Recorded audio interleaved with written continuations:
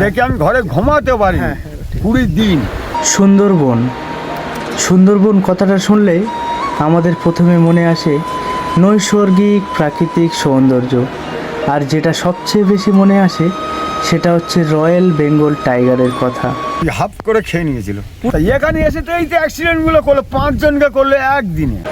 কোথাও রাত হলে ভূতে নাম ধরে ডাকছে, আবার কোথাও বাঘ। ছাগল বাচ্চা, চিড়িয়াখানা ছাগল বাচ্চা 8.5 ফুট হিলের সামনে 300 কেজি গায়ে চলে যায়। শুনলেই কেমন যেন গা শিরশির করে ওঠে। তো আজকে আমি আপনাদেরকে নিয়ে যাব মৎস্যজীবীদের কাছে, যাদের কারো বাবা, কারো বা মা, কারো বা বউ ও ছেলে ওদের সামনে থেকে নিয়ে যেতে দেখে নিজেরা বোবা হয়ে গেছে, আর কোনোদিনও কথা বলতে পারেনি। আজকে আমি আপনাদেরকে শোনাবো এই দানব রয়্যাল বেঙ্গল টাইগারের কথা। আচ্ছা, এখানে আপনাদের তো এখানে তো প্রচুর বিপদ হয় মানুষের, মানে টেনে নিয়ে যায় খাড়িতে, ওই যে সামনে মাতলার ওপাশে যে খাড়িতে গেলে নাকি প্রচুর বিপদ হয়, মানে এটা কি মানে ভেতরে খাড়িতে ঢুকলে তারপর হয়? খালিতে আমাদের নদীর একদম নদীর সাইডে খালটায়, খালের মধ্যে আমাদের ঢুকতে হয়। আমরা তো মৎস্যজীবী, আমাদের তো জমি জায়গা নেই, মৎস্যজীবী আমরা মাছ কাঁকড়া ধরে আমাদের জীবনটা নির্ভর করি। টানার হাত ওই সারি জায়গা হাত ওই যে এখানে আছে। আচ্ছা, ওকে বাগে ধরেছিল? আমাদের এখানে এই যে আমাদের বাড়ির সামনে, আচ্ছা আচ্ছা, এই এখানে দাঁড়িয়ে। বাবা এই আগের বছর ভয়ানক এলাকা।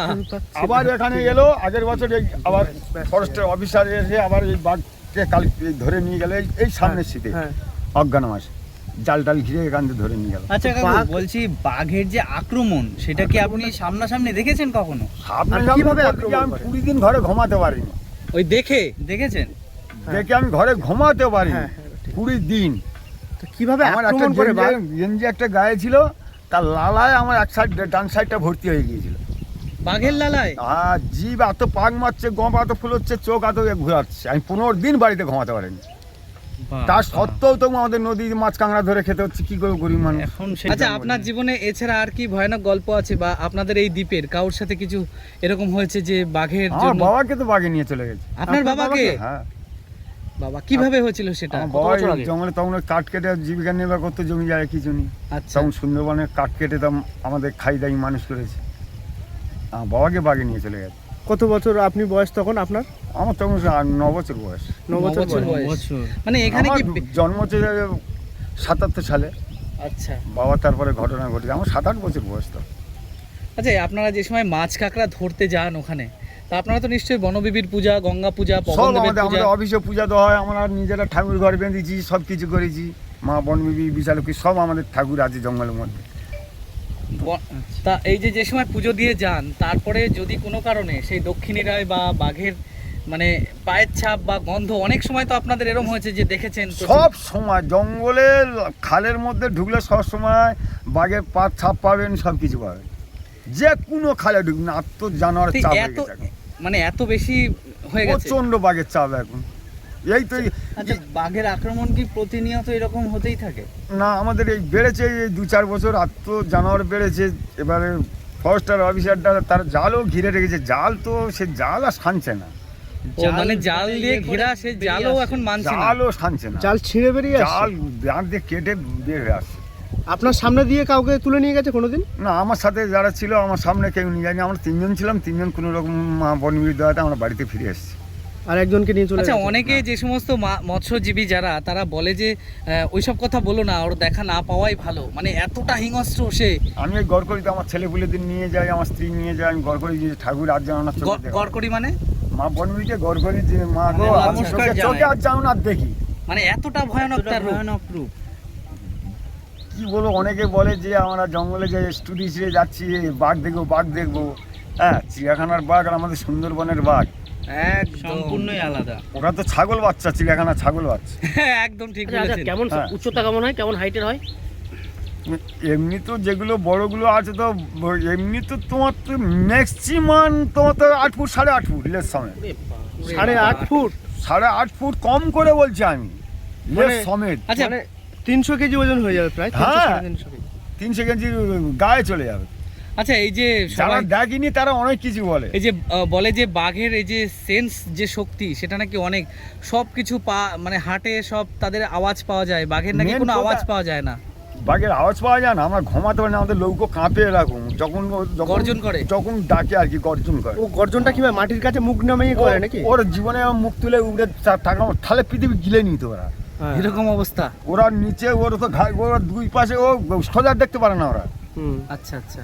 আমাদের সজঙ্গলি গোদার বাড়ি মেরেছিল একজনকে, যখন বাঘে ধরে সজঙ্গলি গোদার বাড়ি মেরেছিল, সেখান থেকে ঘাড় এইবার নিচু করে এইদিক ওদিক তাকাও, সামনে তাকাতে পারলে তো গোটা পশ্চিমবাংলাকে খেয়ে নিত। সজঙ্গুলিটা কে ছিল? সজঙ্গলির মা বনবিবির ভাই। আচ্ছা, মা বনবিবির ভাইয়ের নাম পুরনো সজঙ্গলি। কাহিনীটা বলছেন তাই তো? হ্যাঁ, পুরাতন কাহিনী না, এটা সত্য ঘটনা। বাঘ জীবনে সোজায় তাকায় না, আচ্ছা আচ্ছা। তাকালে তো তাহলে ঘাড় উঁচু করতে পারে না। বাঁচতে পারে না। ও জীবনে ঘাড় উঁচু করতে পারে না, ও দুপাশে তাকায়। সামনে তুমি পড়লে তোমার ঠেলে দিয়ে চলে যাবে, ও তোমার গায়ে হাত দেবে না। আর যারা সুন্দরবনে এমনি এমনি ঘুরতে টুরতে আসে, ওই যে যারা ওই 3 দিনের যে ট্যুরটা হয় হ্যাঁ। সোনাখালি থেকে ঝড়খালি পর্যন্ত, কিন্তু সেই জায়গায় তো মানে বাঘ হালকা পাতলা দেখা যায় বা কিছু, কিন্তু আপনারা তো যেই খাড়ির মধ্যে ঢোকেন, আপনাদের জীবনটা তো পুরো হাতে নিয়েই বেরোতে হয় বাড়ি থেকে। কি করে, করার কিচ্ছু নেই এখন আমাদের এই পরিস্থিতি। মানে সমস্ত কিছু জানাশোনা সমেত দেখি ছোট ছোট বাচ্চারাও তবু যেতে হবে। যায় নৌকায় করে নিয়ে খাড়ির জঙ্গলে ঢুকে যাচ্ছে, অনেক মাতলা ছোট ছোট। নদী। ওই তো দেখছি, তো আর কি বলবো বলো। আচ্ছা, কখনো কি মাতলা নদী পার হয়ে চলে আসে আপনাদের এইখানে? তা এখানে এসে তো এই যে অ্যাক্সিডেন্ট গুলো করলো, 5 জনকে করলো একদিনে। একদিনে 5 জন? একদিনে 5 জনকে। তারা ঢাঁড়স তুলতে গিয়েছে, আমাদের পোকারে ঢাঁড়স চাষ করা হয়, তোমার যেটা ভেন্ডি বলো, হ্যাঁ হ্যাঁ। ভেন্ডি তুলতে গেছে সকালবেলা, হঠাৎ অ্যাক্সিডেন্ট এই এখানটা পার হয়েছে। তো এখান থেকেই এই যে এই এলাকা থেকে গোটা তো জাল ঘেরা ছিল, গোটা জাল ঘেরা থেকে বন দপ্তর এসে আবার ধরে নিয়ে গেল খাঁচা। মানে এখানে জাল ছিল, সেই জাল আর নেই তো তাহলে? না ও জানোয়ার বাঘ এলে আমার জানোয়ার বলি, জানোয়ার এলেই তখন ফরেস্টার ডিপার্টমেন্টে খবর দেওয়া হয়, দিলে ওনারা এসে জাল ঘিরে দেয়, দিয়ে তারপরে ওনারা খাঁচা পেতে ওরা ধরে নিয়ে। তাহলে এই যে যেখানে দাঁড়িয়ে আছে এটাও তো ভয়ানক জায়গা। হ্যাঁ, ভয়ানক জায়গা। ওই একজন আছে, তোমাকে দেখাবো, কান্তিদা ছিল বলে আজ 5টা মানুষ বেঁচে আছে। উনি বাঁচিয়েছে সকালকে? কান্তিদা তখন আমাদের সুন্দরবন উন্নয়ন মন্ত্রী ছিলেন। ও আচ্ছা, উনি এসছে? আচ্ছা আচ্ছা। এসছেন উনি, এসে আমরা রাজদিকে যেতে পারিনি, তার আগে উনি গাড়ি নিয়ে সঙ্গে ডায়মন্ড হারবার ক্রান্তি গাঙ্গুলি। হ্যাঁ, কান্তি গাঙ্গুলি তখন আমাদের সুন্দরবন উন্নয়ন মন্ত্রী ছিলেন সিপিএম এর বেলায়। হ্যাঁ, অনেক আগে। হ্যাঁ। আচ্ছা কাকু, আর এই আগের বছরে এখানে জাল ঘিরে নিয়ে চলে গেলেন, কারোকে ক্ষতি করেন। 5-7 দিকে আমরা যখন বন দপ্তরকে খবর দিলাম, তখন এসে জালটা ঘিরে বাঘটাকে ধরে নিয়ে গেছে। আচ্ছা কাকু, আমি একটা কথা বলি, এই বাঘ যে মানুষ শিকার করে, শিকার করার পরে সেই মানুষগুলোকে খেয়ে নেয় না সাথে সাথে মেরে দেয়? না, এখানে আমাদের এখান থেকে 3 জনকে যে ধরেছিল এই মানে 2-4 মাস আগে, হ্যাঁ, ওই হাফ করে খেয়ে নিয়েছিল। পুরো খেয়ে নিয়েছিল? না, হাফ অর্ধেকটা, তাই তো? অর্ধেকটা। তাই কতক্ষণ পর খায় শিকার করার পর? ওটা আমার তো চোখে দেখতে পাই না। তা যখন আমরা ছাড়াতে যাই ফরেস্টার ডিপার্টমেন্টের সবাই হ্যাঁ, আমি মিলে, এটাই বলতে যাচ্ছিলাম। যখন আমরা গিয়ে আনতে যাই তখন দেখলাম যে এতটা খেয়ে নিয়েছে। এই তো দিনটা 15 আগে একটা আমাদের মহিলাকে একটাকে কাঁকড়া ধরতে গিয়ে, এই দিন 15 আগে? হ্যাঁ, মারা গেছে। আর এখান থেকে এইটা খেয়ে নিয়েছে। মহিলাটা মারা গেছে? হ্যাঁ, এই 7 নম্বর বাড়ি। বাঘে ধরলে তো খুব কম মানুষই বেঁচে ফেরে নাকি? বাঁচে খুব বাঁচে খুব কম। আমাদের যেই সঙ্গে থাকি, তাহলে মেরে পিঠে হাত টাং মেরে। মেন কোথায় কি হচ্ছে জানেন, ওদের হাতে পায়ে অস্ত্র আছে। হ্যাঁ, নখ, হাতের ভয়ানক নখ। ও দাঁতের জন্য কোনো মৎস্যজীবীদের ভয় হয় না, শুধু হাতে পায়ে ওরা হাতের মানুষকে পাঞ্জা, একটা পাঞ্জা মারলেই সে মানুষ ওইখানে ছিঁড়ে শেষ পুড়ে করে শেষ, দিচ্ছে, ওইখানে জখম হয়ে শেষ শেষ করে হয়ে যাবে।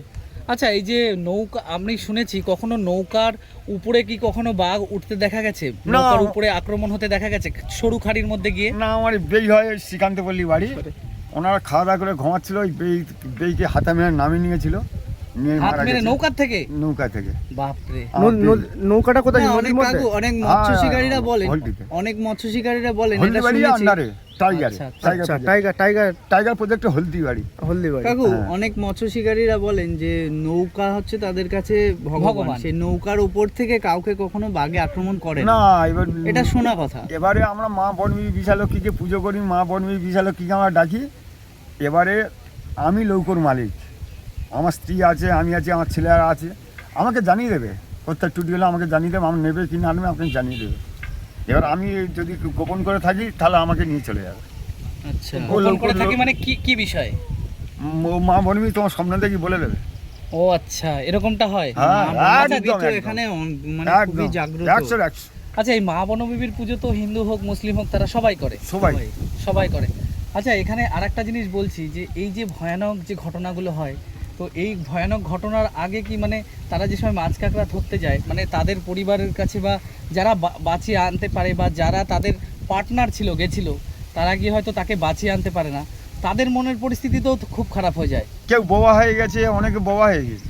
মানে যারা বাঁচাতে গিয়ে বাঁচিয়ে আনতে পারেনি, বাঘ দেখে তাকে নিয়ে যাচ্ছে দেখে মানে ভয়ে। ভম হয়ে পড়ে, মানে আমরা যেটা ফিট হয়ে পড়ে যায় বলে মানে ভয়ে হ্যাঁ, হ্যাঁ, ভয়ে আতঙ্কায় অনেকে বোবা হয়ে গেছে, এখন অবধি অনেকে বোবা হয়ে মানে আছে। আক্রমণ বাদেই শুধু দেখে। দেখে দেখে আক্রমণ, ধরো একজনকে আক্রমণ করলে আমার 3 জন আছে, আচ্ছা, একজনকে করার পরে সে দেখে আতঙ্কে থেকে এখনো বোবা হয়ে আছে অনেক মানুষ এরকম তার পরিস্থিতি রুদ্র রূপ বাঘের। বাঘের দেখে। বাপরে, বলবো কি, বলতে গেলে চোখে জল আসছে, বুঝলে? দেখতে আমাদের চোখে ভালো জল লাগে। চলে আসছে বলতে গেলে। বলতে গেলে চোখে জল আসছে। এই যে এত ভয়, এত রুদ্ররূপ, যাকে দেখলে মানে মানুষ হার্ট অ্যাটাক করে, হার্ট ফেল হয়, বোবা হয়ে যায়, বাকরুদ্ধ হয়, তবুও তার জঙ্গলেই তো যেতে হয়। তা আমাদের পেটের দাম আমরা কি করবো বলো? এই তো তোমরা এসেছেন এখানে, দেখা পাচ্ছেন তো আমাদের পরিস্থিতিটা কি। হ্যাঁ, আমি তো এখানে আপনাদের গ্রামগঞ্জে ঘুরে শুনেছি ভীষণ আক্রমণ হয়। আমাদের আপনি বললেন এখান থেকে বাঘ এত হয়েছে। আমাদের সব কিছু এই নদীর উপরে সব কিছু। হ্যাঁ, আপনাদের এখানে তো চাষবাসও সেইভাবে হয় না, তারপরেই আপনাদের কি অবস্থা? জীবন জীবিকা তো আচ্ছা, নদী- রাত্রে- নদীর উপরে চলে নাকি? একটা জিনিস বলছি আপনাকে, এই যে রাত্রেবেলায় যে সমস্ত নৌকাগুলো ওখানে গিয়ে বহর করে থাকে, তা তাদেরও তো ভয়ের অনুভূতি হয়। ওই মা বড়মিকে বিশালক্ষীকে ডেকে খাওয়া দাওয়া করে নোংর দিয়ে আলু ডালু লিবি দিয়ে আমরা ওই ঘুমাই। এবার নৌকা নোঙর করলে তো এবার যে সময় নদীর স্রোতে সেই সময় তো মোটামুটি নৌকাটা ভাসিয়ে নিয়ে যায়, না আমাদের কাছি দেওয়া থাকে, 1 করে কাছি থাকে, নোংর দেওয়া থাকে। মানে সহজে কিছু হয় না। আপনারা কি নৌকা কখনো খাড়ির মধ্যে রাত্রে থাকেন নাকি? হ্যাঁ, ও করার কিছু নেই, থেকে যেতে হবে। খাড়ির মধ্যে? থেকে যেতে হবে, করার কিছু নেই। আচ্ছা, এরকম শুনেছি যে আপনার ছেলে এই ঝড় জল হচ্ছে, হ্যাঁ, এ আমরা কোথায় থাকবো? তখন ওই খাড়ির মধ্যে, সরু খালের মধ্যে আমাদের থেকে যেতে হয়। আচ্ছা, একটা জিনিস আমি বলছি, আপনারা যে এই যে ঝড় বর্ষা বৃষ্টিতে যে সময় বেরোন খাড়ির মধ্যে, ভয়ানক জঙ্গল, তা বাঘ কি কখনো ওই যে সময় জোয়ার হয়ে যায় জলের মধ্যে কি আসে কখনো?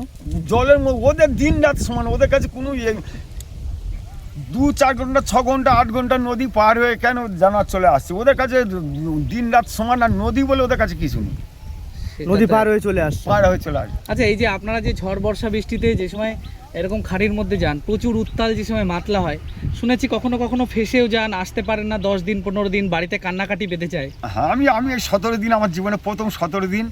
17 দিন আপনার জীবনেই হয়েছে? হ্যাঁ, আমার ছেলে ছিল, আমি নিয়ে গেছিলাম, ইঞ্জিন খারাপ, ওয়েদার খারাপ, আচ্ছা, গাঙ্কি হতে পারিনি। তারপর খাদ্য খাবার তো আপনারা কদিনের জন্য? সব শেষ। আচ্ছা, 1 প্রথম গ্লাস করে চাল 9 জন করে খেতাম। মানে প্রথমে কদিনের জন্য বেরিয়েছিলেন? 6 দিনের জন্য। 6 দিনের জন্য গিয়ে 17 দিন। 17 দিন। তাহলে জল তো নোনা জল, কি না, খেয়েছিলেন? বৃষ্টি হচ্ছিল, বৃষ্টির জল ধরে বৃষ্টির নিলাম। জল বৃষ্টির জল। 1 গ্লাস করে চাল 9 জন লোক, 1 গ্লাস চাল 9 জন লোক। 9 জন লোক, ওই 1 মুঠো করে ভাত। বাবা, ওয়েদার খারাপ তো, মানে আসতে ওই পারে। নৌকা ওই মাতলা দিয়ে মাতলা আসলে মানে বিপদ হয়ে যাবে। বিপদ মানে কি, তোমার নৌকা 3টে পাল্টে গান পাল্টে খেয়ে যাবে, হবে, তাই তো? ওরে বাপ রে, খুঁজে পাবে না তো। আর তো অলরেডি মানে ঢেউ যাকে বলা হয়। এতটা নদীর উত্তাল এই ছিল। উত্তাল নিম্নচাপ, নিম্নচাপ। নিম্নচাপে মানে আপনাদের সব থেকে বেশি সমস্যা হয় বর্ষাকালে। বর্ষাকালে আর নিম্নচাপের জন্য নিম্নচাপের জন্য সব থেকে বেশি সমস্যাটা হয়। হ্যাঁ, হ্যাঁ। আচ্ছা, কি ভয় ওয়েদার লাগে। ওয়েদার খারাপ জলের হলে অভাব হবে না, জল পাবেন, বৃষ্টির জলটা ধরবেন, কিন্তু এদিকে চাল ডাল যদি না থাকে তুমি কি করবেন, করার কিছু নেই। আচ্ছা, আচ্ছা। ওয়েদার খারাপ হলে আপনাদের কি ওই দপ্তর থেকে কোনো খবর দিয়ে দেয়? না না না। কোনো খবর দেয় না? আচ্ছা, আপনাদের আপনারা তো নিজেদের বেশিরভাগ- বুঝে তাই যেতে হয়, তাই তো? একটা জিনিস, আপনারা তো যেই সব জায়গায় যান নো নেটওয়ার্ক জোন থাকে, দপ্তর থেকে খবর পাবেন না আমাদের আপনারা। কোনো ফোনে কোনোটা তা না, ফোন থাকে কোনোটা পাবো না আমরা। এরকম বাজে পরিস্থিতি হয়। হ্যাঁ, যতক্ষণ না আমরা বিদ্যা খেয়ে আসবো, আর ততক্ষণ আমরা টার পাবো না। তারপর যদি এত দূর গিয়ে এরকম ভয়ানক এলাকায় গিয়ে যদি মাছ কম পান, তাহলে তো পুরো খাটনিটাই বৃথা। বেশি আশায় যায়, তবু আবার টাইগারের ভয়, এদিকে বাঘের ভয়, মানে ফরেস্টার অফিসার, মানে টাইগার আমরা চুরি করে বন্ধের যেতে হয় আর কি। আমাদের মানে বিদ্যা খেয়ে ওপারে যাওয়া নিষেধ। মানে নদী, হ্যাঁ, বড় বিদ্যাধরী। বিদ্যা নদী পার হয়ে আমাদের ওপারে যাওয়া নিষেধ, তবু আমরা চুরি করে যাই কিন্তু বড় বড় কারণ কাঁকড়া তো- পাওয়ার জন্য। কারণ হচ্ছে কিছু করার নেই তো, মানে আপনাদের। বড় বড় কাঁকড়া পাওয়ার জন্য বাধ্য আমরা চুরি করে যেতে হয়। আচ্ছা, আপনি কত বড় কাঁকড়া পেয়েছেন হাইয়েস্ট? 800। 800 গ্রাম। হুম। আচ্ছা, আর মাছ কত বড় পেয়েছেন? মাছ আমি যখন ট্রলারে যেতাম তখন ওই ইলিশ মাছ পেয়েছিলাম 2.5 কেজি একটা। 2.5 কিলো ইলিশ? 2.5 কেজি ইলিশ? বাবা, বাপরে। বিশাল বড় ইলিশ। যখন ট্রলা পেয়েছিলাম। আর এমনি অন্যান্য কোনো বড় মাছ? না, অন্য কোনো বড় মাছ আমি এখন পাই। আচ্ছা, আপনারা বেশি কাঁকড়ার দিকেই বেশি হ্যাঁ, হ্যাঁ। প্রধানী, কেন কাঁকড়াতে বেশি ইনকাম হয়? ইনকাম বেশি হয়, আর ওই ঘরে কাজ থাকলাম আর দূরে গেলাম না, মাছ ছেলে নিয়ে কাছাকাছি পালা। আচ্ছা, অনেকে বলে যে সুন্দরবনের যারা রাত্রেবেলায় থাকে যে ভৌতিক যে ব্যাপারগুলো নাকি অনেকে বুঝতে পারে বা এরকম হয়। না না, আমরা ওইটাকে অনেকে বলে যে মানে যাদের বাগে অ্যাক্সিডেন্ট হয়েছে ওরা ডাকে করে, হ্যাঁ, আমরা সেইটাকে আমরা অন্যরকম ধরনের কথা বলি, হ্যাঁ, ফেউ ডাকছে বলে বলি। নাম ধরে ডাকে নাকি? নাম ধরে ডাকে মানে জঙ্গলের মধ্যে? সেটা ভয় আচ্ছা, খাবার- জঙ্গলের মধ্যে মানে না, মানে যারা রাত্রেবেলায় বাস করে তাদের নাকি নাম ধরে ডাকে এরকম হয়? নাম ধরে ডাকে, আমরা সেইটা তুমি ভয় খাবে আমার স্বামী স্ত্রীতে আছি, ছেলেগুলো নিয়ে আছে, আমরা ওইটা বলি ফেউ ডাকছে, আচ্ছা। ও আচ্ছা, কিন্তু মানে নাম বুঝতে ধরে দেয় না? ডাকছে। বুঝতে যায় না, আমরা বুঝতে দিই না। মানে ওটা জঙ্গলে যারা মারা গেছে ভূত প্রেত সেই হ্যাঁ, সমস্ত মানে সমস্যা ওই হয়। যারা Original তো বাঘে বরুণ খেয়ে বলে মারা ডাকছে, গেছে মনে তারাই হচ্ছে কি মনে এরকম করছে হয়ে হয়তো ঘুরে আমার বেড়ায়? ছেলে দাদা, এক ডাকছে। মিনিট, কি বলছিস? আমার কাকা ডাকতেছে বা আমার দাদা ডাকছে বরুণ বলে, অরিজিনাল বরুণ বলে ডাকছে। এরকম তুমি এবার তো বাবা। শুনে তুমি যাচ্ছ, তুমি আর ফিরছো না। বাবা, এইরকম? হ্যাঁ, ভূত সাথে বাঘের ভয়, সবাই সব বাবা। সাপ, না, সাপ, কাকু, হ্যাঁ, অনেক সাপ, বড় বড় অনেক- বিষাক্ত সাপ অনেক আছে। মানুষ হচ্ছে বড় যে বড় কেউ বিশাপ। এখনকার অনেক ওরা মানুষ কিচ্ছু আছে যে বলবে না, ওর ভূতে পাশ থেকে গেলেও কিচ্ছু বলবে না। আচ্ছা, এখনকার অনেক কাকু, মানুষ আছে যে ভূতের ভয় পায় না, মানে আপনারা তো নিজে সেই জিনিসের প্রতিদিন সংগ্রাম করছেন, ভূত বাঘ এরকম উত্তাল পরিস্থিতি, তা আপনাদের কি মনে হয় ভূত বলে কি আছে কিছু না, জঙ্গলে আছে, জঙ্গলের মধ্যে? আর সে উদ্ধার পাবে তো আমাকে নিলে। ও বাবা, সকালবেলা রাত্রে ওই রকম যে ঢাড়স বাগানে গিয়ে শুয়ে আছে, কেউ জানতো? মানে বাঘে?